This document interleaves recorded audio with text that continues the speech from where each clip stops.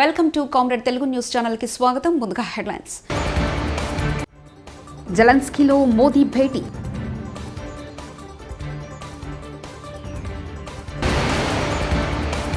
YS Jagan ఇంటి ముందు నిర్మాణాలు కూల్చివేత.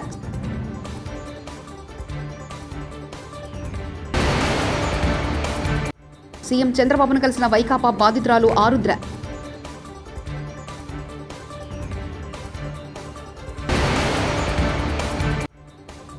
గడిచిన 5 ఏళ్లలో ఆడపిల్లలపై అఘాయిత్యాలు ఎక్కువయ్యాయి. హోంమంత్రి అనిత. G7 శిఖరాగ్ర సదస్సు సందర్భంగా అవుట్రీచ్ సమావేశంలో పాల్గొనేందుకు ఇటలీ చేరుకున్న ప్రధాని నరేంద్ర మోదీ ప్రముఖ నేతలతో ద్వైపాక్షిక సమావేశం నిర్వహించారు.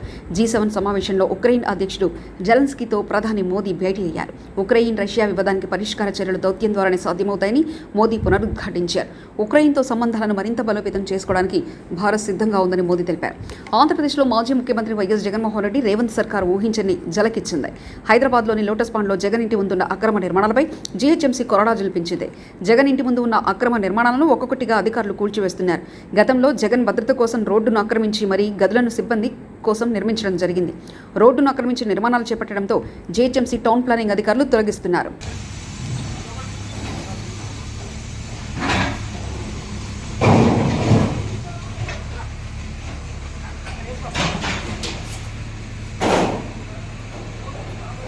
కాకినాడ గ్రామీణ మండలం రాయుడుపాలెంకి చెందిన వైకాపా బాధితురాలు ఆరుద్ర శుక్రవారం సాయంత్రం సచివాలయంలో ముఖ్యమంత్రి చంద్రబాబును కలిశారు. వైకాపా హయాంలో తాను తన కుమార్తె ఎదుర్కొన్న కష్టాలను సీఎంకు ఆరుద్ర వివరించారు.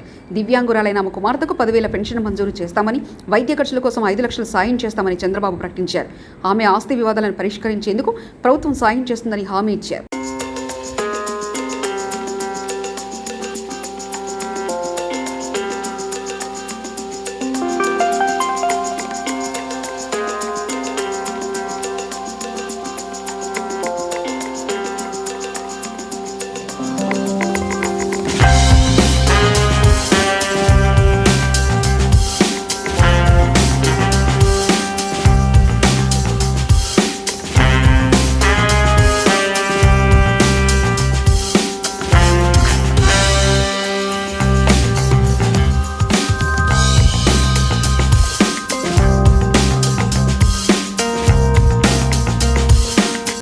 జాతీయ బాలల రక్షణ కమిషన్ పురస్కారానికి తెలుగు ఐఏఎస్ అధికారి కృష్ణతేజ ఎంపికయ్యారు. దీంతో డిప్యూటీ సీఎం పవన్ కళ్యాణ్ కృష్ణతేజను అభినందించారు. ఆయన మరిన్ని సేవలు అందిస్తూ ఉద్యోగులు యువతకు స్ఫూర్తిదాయకంగా ఉండాలని ఆశిస్తున్నట్లు చెప్పారు. కరోనా, కేరళ వరదల సమయంలో ఆయన అందించిన సేవలను ప్రజలు మర్చిపోలేరని పవన్ తెలిపారు. కాగా కృష్ణతేజ కేరళలోని త్రిశూర్ జిల్లా కలెక్టర్గా పనిచేస్తున్నారు. రాబోయే 3 రోజుల్లో తేలికపాటి నుంచి ఓ మోస్తారు వర్షాలు కురుస్తాయని అమరావతి వాతావరణ కేంద్రం తెలిపింది. నేడు శ్రీకాకుళం, విజయనగరం, పార్వతీపురం, అల్లూరి, కాకినాడ, ఏలూరు, కృష్ణా, ఎన్టీఆర్, గుంటూరు, బాపట్ల, పల్నాడు, ప్రకాశం, నెల్లూరు, కర్నూలు, నంద్యాల, కడప, అన్నమయ్య, చిత్తూరు, తిరుపతి జిల్లాలో అక్కడక్కడ పిడుగులతో కూడిన తేలికపాటి నుంచి ఓ మోస్తారు వర్షాలు కురిసే అవకాశం ఉందని పేర్కొంది. చలనచిత్ర రంగ అభివృద్ధికి కృషి చేస్తానని పర్యాటక, సాంస్కృతిక, సినిమాటోగ్రఫీ శాఖ మంత్రి కందుల దుర్గేష్ అన్నారు. సినిమాలపై ఇక ఎలాంటి ఆంక్షలు ఉండవని పేర్కొన్నారు. ఏపీని టూరిజం హబ్గా మారుస్తామని చెప్పారు. గత ప్రభుత్వంలో ఉన్నతాధికారులు సైతం అక్రమాలకు పాల్పడ్డారన్న ఆయన వారందరిపైన చట్ట ప్రకారం చర్యలుంటాయని హెచ్చరించారు. ఈవీఎంలపైన వైసీపీ నేతలు మాటలు విడ్డూరంగా ఉన్నాయని ఎద్దేవా చేశారు. మహాత్మా జ్యోతిబా పూలే ప్రజాభవన్లో శుక్రవారం నిర్వహించిన ప్రజావాణి కార్యక్రమంలో రాష్ట్ర ప్రణాళిక సంఘం ఉపాధ్యక్షుడు డాక్టర్ చిన్నారెడ్డి, ప్రజావాణి ప్రత్యేక అధికారి, మున్సిపల్ శాఖ సంచాలకులు దివ్య ప్రజల నుండి ఆర్జీలు స్వీకరించారు. అన్ని విభాగాలకు సంబంధించి మొత్తం 702 ఆర్జీలు వచ్చినట్లు అధికారులు తెలిపారు. రాష్ట్రంలో మైనార్టీ గురుకులాల్లో దినసరి వేతనంపై పనిచేస్తున్న తమకు ఉద్యోగ భద్రత కల్పించాలని పొరుగు సేవల సిబ్బంది విజ్ఞప్తి చేశారు. కూటమి ప్రభుత్వంలో సామాజిక న్యాయం ఎక్కడుంది? మీ మొదటి సంతకమే సామాజిక మోసంపై చేశారు. వైఎస్ జగన్ గారు బీసీ, ఎస్సీ, ఎస్టీ, మైనార్టీ కాపులకు ఉప ముఖ్యమంత్రి పదవులు ఇచ్చి ఆ సామాజిక వర్గాన్ని పెంచారు. వైఎస్ఆర్సీపీ నేత పోతిన మహేష్ మీ మొదటి సంతకమే సామాజిక మోసంపై చేశారు. బీసీ, ఎస్సీ, ఎస్టీ, ముస్లింలని అగౌరవపరిచారు. మీరు 2019లో ఉప ముఖ్యమంత్రి పదవుల్ని మీరిద్దరికి కేటాయించారు. ఒకటి నిమ్మకాయల చినరాజప్ప గారు కాపు సామాజిక వర్గం, కె కృష్ణమూర్తి గారు బీసీ గౌడ సామాజిక వర్గానికి ఇచ్చారు. మీ తర్వాత జగన్మోహన్ రెడ్డి గారు సామాజిక న్యాయం పాటిస్తూ మీకన్నా మిన్నగా మీరిద్దరికిస్తే జగన్మోహన్ రెడ్డి గారు 10 మందికి ఉప ముఖ్యమంత్రి పదవులు ఇచ్చారు.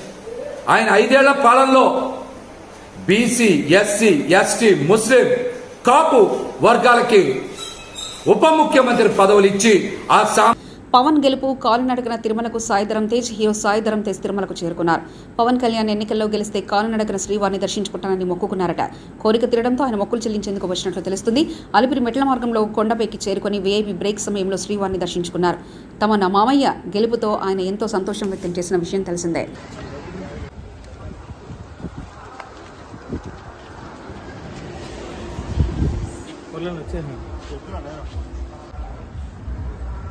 వచ్చేసాను నా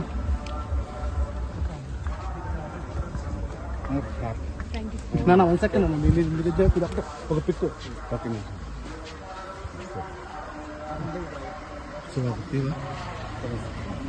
నమస్తే బాబు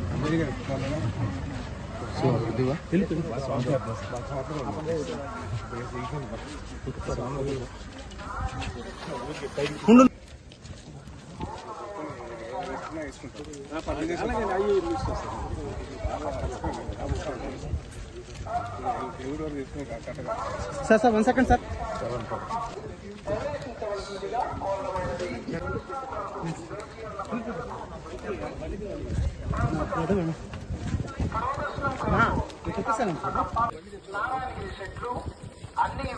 భక్తులతో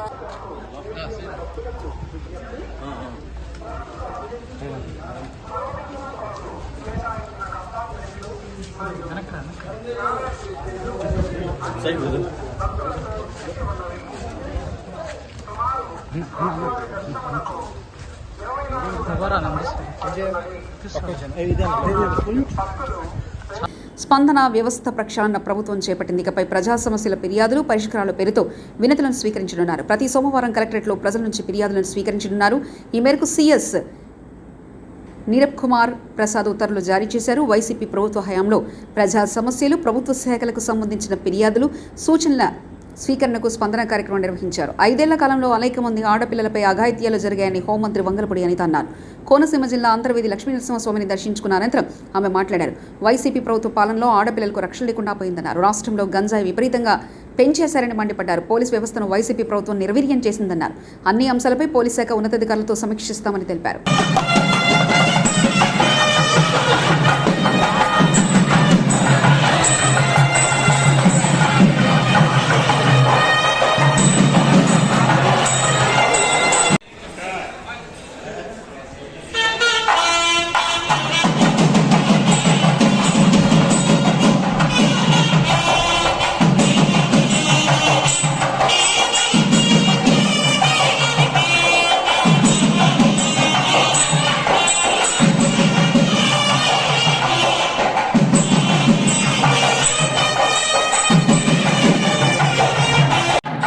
కామారెడ్డి జిల్లా బాన్స్వాడ మండలం తాడుకోల్ డబుల్ బెడ్రూమ్ సముదాయంలో 12వ తేదీన జరిగిన వృద్ధురాలి హత్య కేసును పోలీసులు ఛేదించారు. వృద్ధురాలు ఉప్పరి సాయవ ఫోన్లో ఇచ్చిన లాస్ట్ కాల్ ద్వారా విచారణ చేయగా గది కింది భాగంలో నివాసం ఉంటున్న తొడిమల్ల సాయిబాబా లాస్ట్ కాల్ చేసినట్లు తెలుసుకుని నిందితుని విచారంగా ఆన్లైన్ బెట్టింగ్ల వల్ల ఆర్థిక ఇబ్బందులేడి 16 లక్షల అప్పు కావడంతో డబ్బుల కోసమే తానే వృద్ధురాల్ని హత్య చేసి ఆమె ఒంటిపై ఉన్న బంగారాన్ని తొలగించినట్లు ఒప్పుకున్నాడని పోలీసులు తెలిపారు.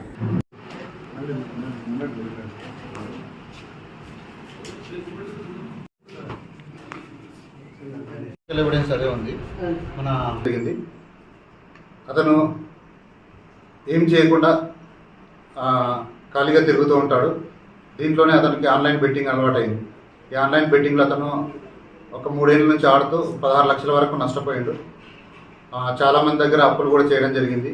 ఈ అప్పులు తీర్చలేక, అప్పుల వాళ్ళ బాగా తట్టుకోలేక ఒకదాని తర్వాత ఒకటి తప్పులు చేయడం జరుగుతూ ఉంది. అదే ఉంటుంది. ఈమె చంపినా ఎవరు అడిగే వాళ్ళు ఉండరు కాబట్టి ఈమె దగ్గర ఎక్కువ 20,000 కూడా తీసుకున్నాను. ఆమె చంపితే ఆ 20,000 కట్టిన అవసరం లేదు.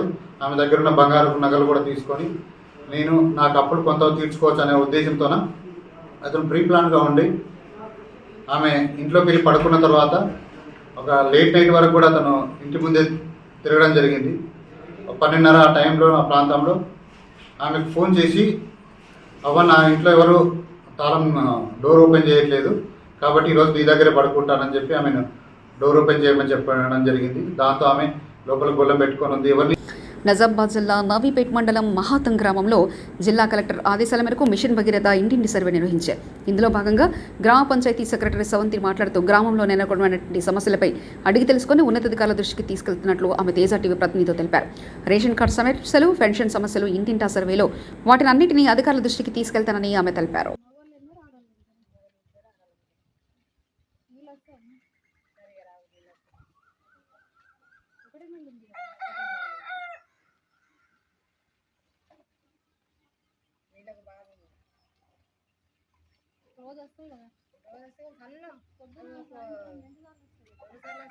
కీలస్టెంట్లను భాగం చేసి ప్రతి ఇంటికి వెళ్ళి వారి వివరాలను సేకరించడం జరుగుతుంది.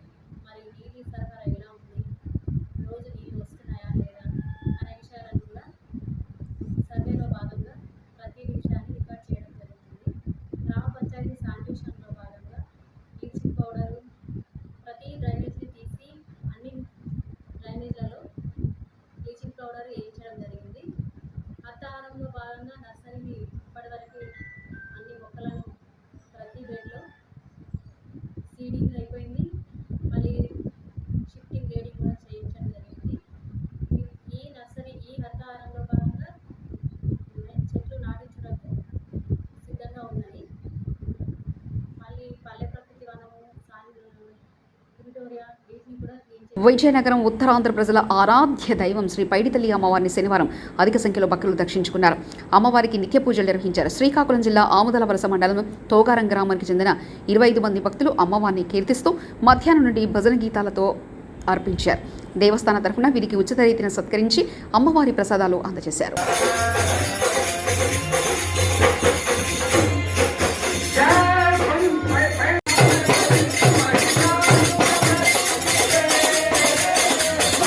నిజామాబాద్ జిల్లా నవీపేట మండలం మహాతం గ్రామంలో జిల్లా కలెక్టర్ ఆదేశాల మేరకు మిషన్ భగీరథ ఇంటింటి సర్వే నిర్వహించారు. ఇందులో భాగంగా గ్రామ పంచాయతీ సెక్రటరీ సవంతి మాట్లాడుతూ గ్రామంలో నెలకొన్నటువంటి సమస్యలపై అడిగి తెలుసుకుని ఉన్నతాధికారుల దృష్టికి తీసుకెళ్తున్నట్లు ఆమె తేజ టీవీ ప్రతినిధులు తెలిపారు. రేషన్ కార్డు సమస్యలు, పెన్షన్ సమస్యలు ఇంటింటా సర్వేలో ప్రజలు వారి సమస్యలు చెప్పారని వాటినన్నింటినీ పునరుగా అధికారుల దృష్టికి తీసుకెళ్తానని ఆమె అన్నారు. మిషన్ భగీరథ లీకేజెస్ ఏవైతే ఉన్నాయో మేము గత 3 months నుంచి కూడా ఆల్మోస్ట్ అన్ని లీకేజెస్ కంప్లీట్ చేసాము. వెంకటేశ్వర కాలనీలో ఒక ప్రాబ్లం ఉండే ఒక 2 months రెగ్యులర్గా ప్రతి డోర్ టు డోర్ వెళ్ళి అన్ని లీకేజెస్ కంప్లీట్ చేసి ప్రజెంట్ అక్కడ టోటల్ వాటర్ సప్లై అవుతుంది. స్టేషన్ ఏరియా కాలనీ అయితే ముందు నుంచి వాటర్ వస్తున్నాయి. వాటర్ ప్రాబ్లం అయితే మాకు ఎక్కడా లేదు. ప్రతి ఒక్కరికి ఇంటింటికి నల్లా వస్తుంది. ఇంకా ప్రజెంట్ అయితే కొద్దిగా రేషన్ కార్డ్ గురించి అప్లికేషన్స్ వస్తున్నాయి. న్యూ రేషన్ కార్డ్స్ కావాలని, నేమ్స్ యాడ్ చేయాలి పిల్లల్ని అని ఇలాంటి అప్లికేషన్స్ వస్తున్నాయి. వాటిని మేము అన్ని అప్లికేషన్స్ కలెక్ట్ చేసి ఎంఆర్ఓ ఆఫీస్కి కూడా పంపించడం జరిగింది. ఈవెన్ చెప్తున్నాం కూడా ఇంకెవరైనా కావాలి అంటే ఎంఆర్ఓ ఆఫీస్కి వెళ్ళి డైరెక్ట్గా కలవమని. అలాగే ప్రజాపాలన అప్లికేషన్లో ఎవరికైనా కరెంట్ బిల్లు 0 కాని వాళ్ళది, గృహజ్యోతి పథకం రాని వాళ్ళవి కూడా ఇప్పుడు మనకి స్టార్ట్ అయింది కాబట్టి విశాఖ పార్లమెంట్ పరిధిలో కొత్త వలస మండలం అప్పన్నపాలెంలో జిందాల్ స్టెయిన్లెస్ స్టీల్ పరిశ్రమను యాజమాన్యం ముడిసరుకుల ఇబ్బందుల వల్ల మూసివేయడం కారణంగా కంపెనీలో 325 మంది రెగ్యులర్ మరియు కాంట్రాక్టు ఉద్యోగులు రోడ్డున పడ్డారు. శుక్రవారం ఉదయం యాజమాన్య పరిశ్రమ ఆవరణలో నోటీసులు అంటించారు. దీనిపై ఎంపీ భరత్ మాట్లాడుతూ కార్మికులందరికీ న్యాయం చేయమని చెప్తానని, నాయకులంతా మీకు అండగా ఉంటామని కార్మికులందరికీ భరోసా కల్పించారు. సమస్యలు ఏమున్నాయి, కంపెనీ మేనేజ్మెంట్తో కూడా నాకు ఇప్పుడు దాకా పరిచయం లేదు. ఒకసారి పరిచయం పెంచుకొని మాట్లాడతాను. ప్రభుత్వం ఏదైతే తప్పులు గతంలో చేసిందో ఆ తప్పులు మీ ఒక్క ప్లాంట్కే కాదు, ఆ ఫెరలైజ్ సెక్టర్ అందరితో మేము కలిసి మాట్లాడి మీకు మేము ఏం చేస్తే మీరు బాగా పనిచేయగలుగుతారు. ప్రభుత్వానికి నష్టం జరగకూడదు, ఇక్కడ పనిచేసే కార్మికులకి నష్టం జరగకూడదు, ఆ కంపెనీకి కూడా నష్టంగా జరగకూడదు. అన్నీ బ్యాలెన్స్ చేస్తేనే మనం ముందుకెళ్ళగలుగుతాం. సో ఈ కంపెనీ యాజమాన్యంతో మాట్లాడతాము. అండ్ ఏదైతే ఈయన అన్నారో మాకు చెప్పకుండా అర్ధాంతరంగా ఆపేశారనేది కరెక్ట్ కాదు.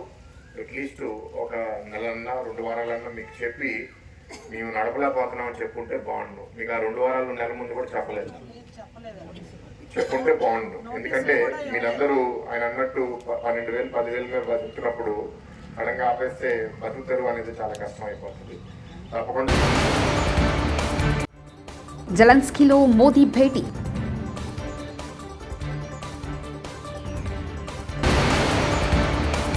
వైఎస్ జగన్ ఇంటి ముందు నిర్మాణాలు కూల్చివేత.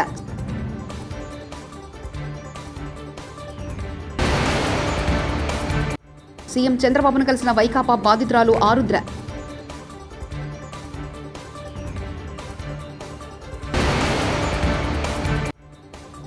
గడిచిన 5 ఏళ్లలో ఆడపిల్లలపై అఘాయిత్యాలు ఎక్కువయ్యాయి. హోంమంత్రి అనిత.